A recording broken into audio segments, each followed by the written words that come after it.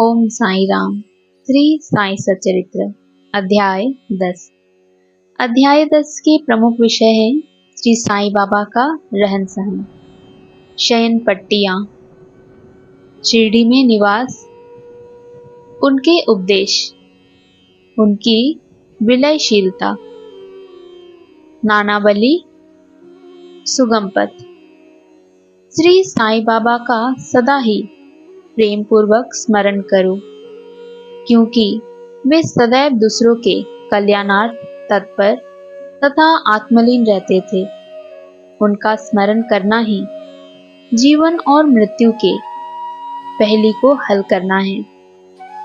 साधनाओं में यह अति श्रेष्ठ तथा सरल साधना है, क्योंकि इसमें कोई द्रव्य व्यय नहीं होता। केवल मामूली परिश्रम से ही भविष्य नितांत फलदायक होता है। जब तक इंद्रियां बलिष्ठ हैं, क्षण क्षण इस साधना को आचरण में लाना चाहिए। केवल गुरु ही ईश्वर है। हमें उनके ही पवित्र चरण कमलों में श्रद्धा रखनी चाहिए। वे तो हर इंसान के भाग्य विधाता और प्रेममय प्रभु हैं। जो अनन्य भाव से उनकी सेवा करेंगे, वे भवसागर से निश्चय ही मुक्ति को प्राप्त होंगे। न्याय अथवा मीमांसा या दर्शन शास्त्र पढ़ने की भी कोई आवश्यकता नहीं है। जिस प्रकार नदी या समुद्र पार करते समय नाविक पर विश्वास रखते हैं, उसी प्रकार का विश्वास हमें भवसागर से पार होने के लिए सद्गुरु पर करना चाहिए। सद्गुरु तो केवल भक्तों के भक्ति भाव की ओर ही देखकर उन्हें ज्ञान और परमानंद की प्राप्ति करा देते हैं।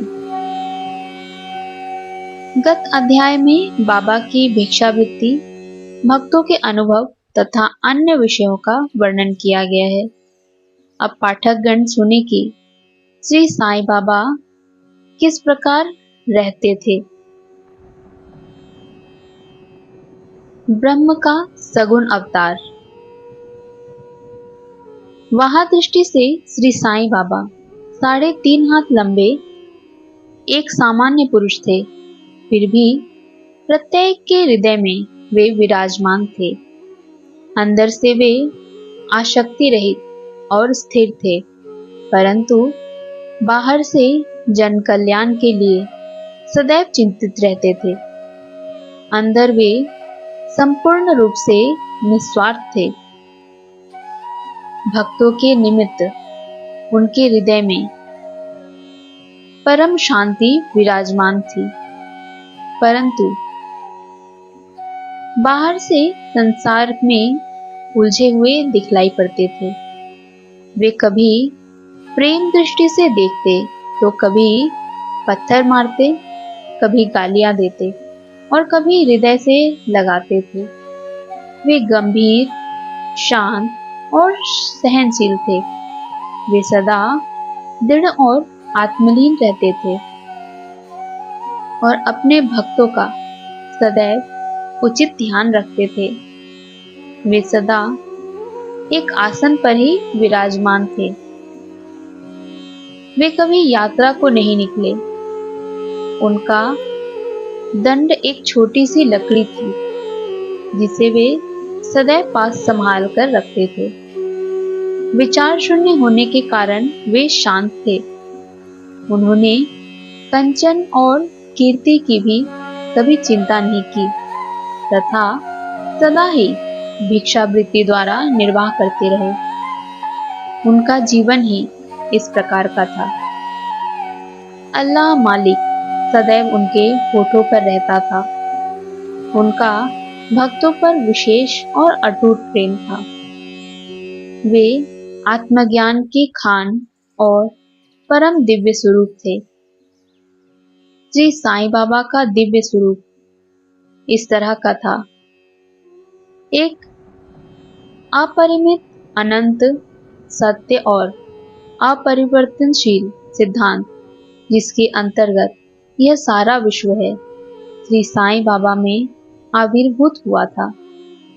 यह अमूल्य निधि केवल सत्वगुण संपन्न और भाग्यशाली भक्तों को ही प्राप्त हुई।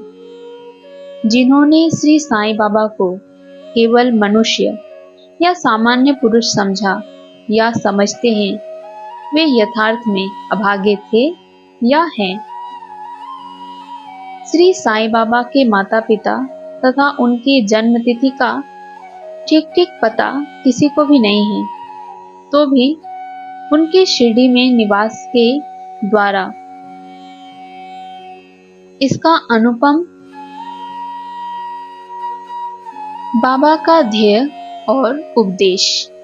17वीं शताब्दी 1608 से 1681 में संत रामदास प्रकट हुए और उन्होंने यवनों से गायों और ब्राह्मणों की रक्षा करने का कार्य सफलतापूर्वक किया।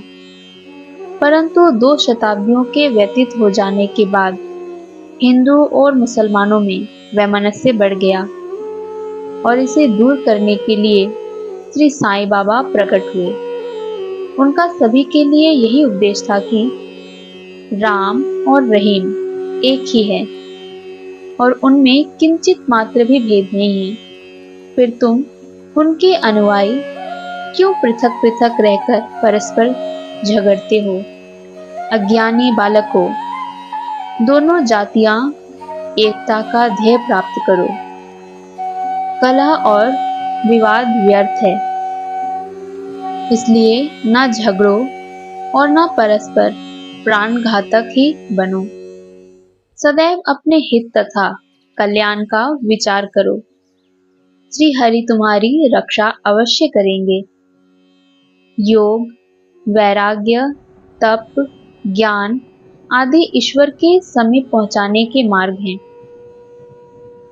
तुम्हारी कोई कितनी ही निंदा क्यों ना करे, तुम उसका प्रतिकार न करो। यदि कोई शुभ कर्म करने की इच्छा है तो सदैव दूसरों की भलाई करो। संक्षेप में यही श्री साईं बाबा का उपदेश है कि उपयुक्त कथानुसार आचरण करने से भौतिक तथा आध्यात्मिक दोनों से ही संक्षिप्त में यही श्री साईं बाबा का उपदेश है कि उपयुक्त कथानुसार आचरण करने से भौतिक तथा आध्यात्मिक दोनों ही क्षेत्रों में तुम्हारी प्रगति होगी। सच्चिदानंद सद्गुरु श्री साईनाथ महाराज। गुरु तो अनेक हैं। कुछ गुरु ऐसे हैं जो द्वार द्वार हाथ में वीणा और करताल लिए अपनी धार्मिकता का प्रदर्शन करते फिरते हैं।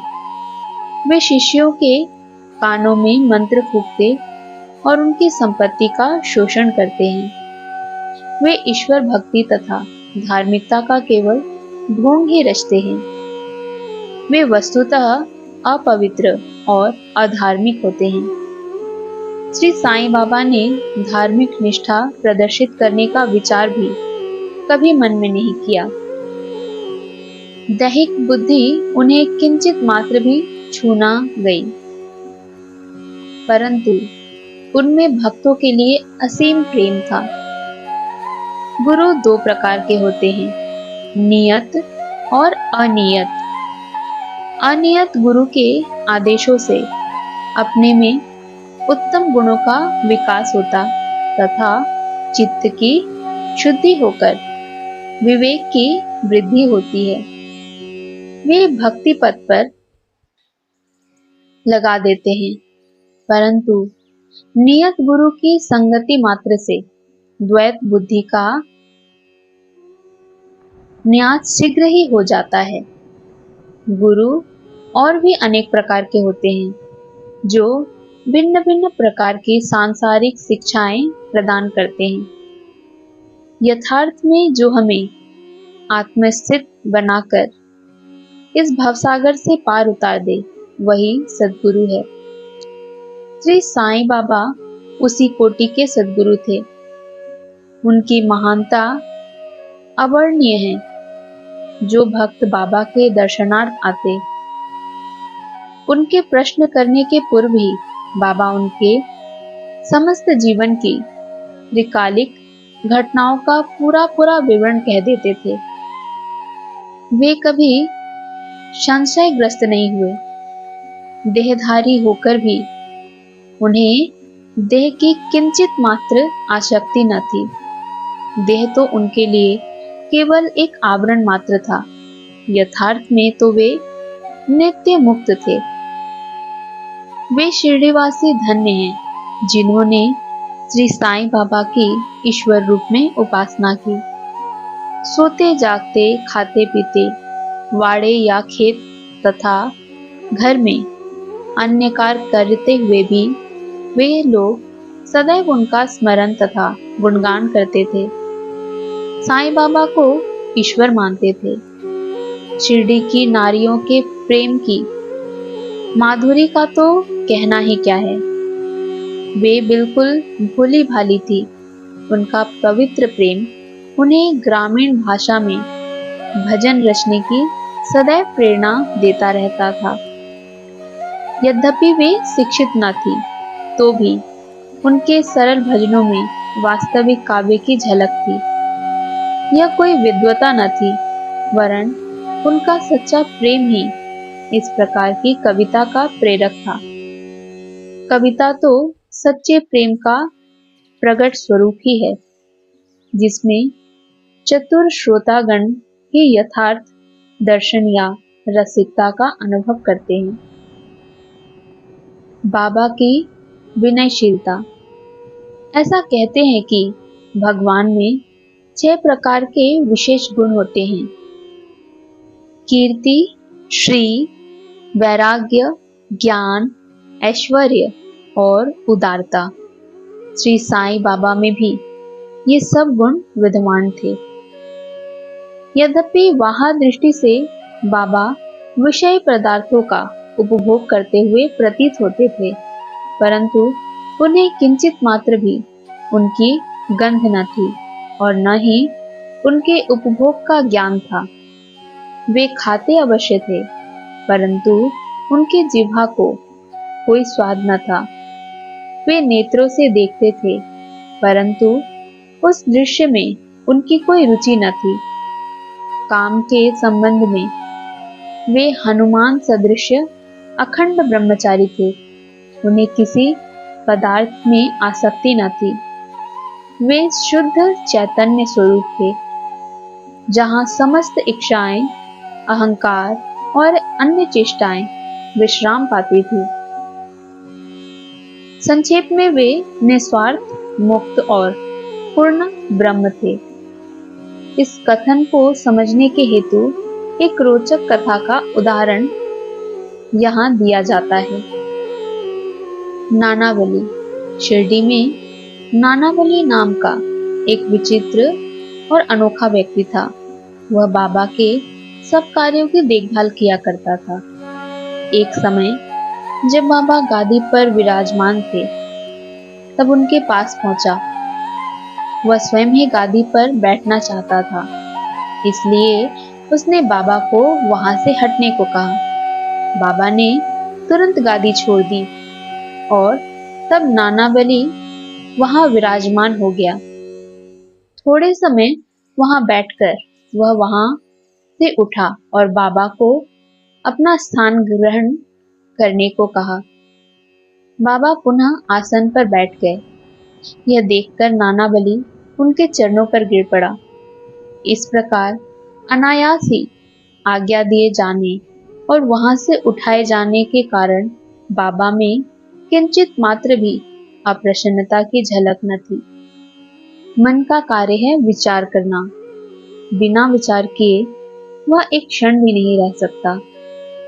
यदि तुम उसे किसी विषय में लगा दोगे तो वह उसी का चिंतन करने लगेगा, और यदि उसे गुरु को अर्पण कर दोगे तो वह गुरु के संबंध में ही चिंतन करता रहेगा।